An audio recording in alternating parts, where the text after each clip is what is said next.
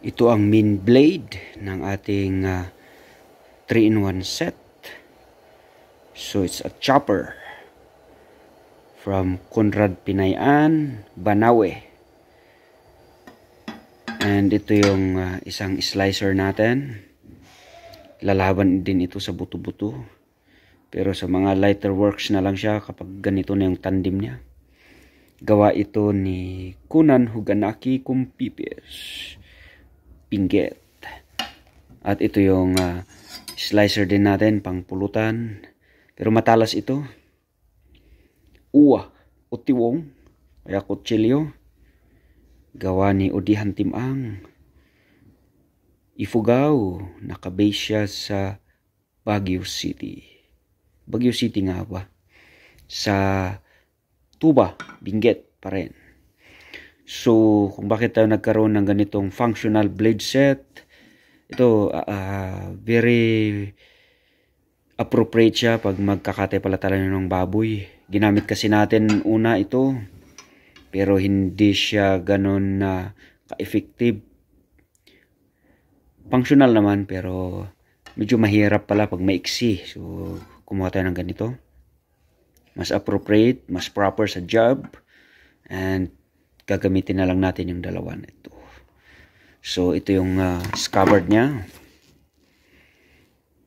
Hindi natin sila pinaghiwa-hiwalay para kasama pa rin yung original na bahay ng bawat blade. So, nagkaroon siya ng may palamuti tayo dito na wild boar. Tusk, pangil. Tapos, ginawan natin ng strap. Yan, ang ganda po ng strap niya. Ang ganda ng strap. Yun.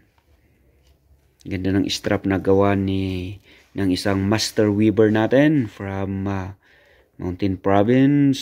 Nakabase siya sa La Trinidad. So, ayusin natin. Tignan natin yung presentation niya kapag naka-strap siya. Ayun siya. Ang ganda nung pagkakawib ng ating strap. Yan, tignan natin, oh. Pulidong pulido. Hindi na natin nilagay dito kasi baka bumigay. Medyo old na kasi ito. Gumawa tayo ng bago. Yan. So, ang ganda ng pagkaka-strap niya. Dito sa dulo, nagtataka siguro tayo bakit may nylon siya dito. Para mas madali siya, adjustable. Depende sa katawan ng hahawak. So, there you are, guys. Yun.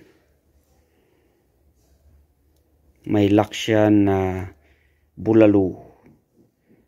Buto ng baka. Okay. So, there you are, guys. The 3-in-1 functional blade set. Bago sa ating pangangalaga. Thank you for watching with us, sharing to us. We name this blade as Kukud. Conrad Kunan Edgar Kukud. God bless us all.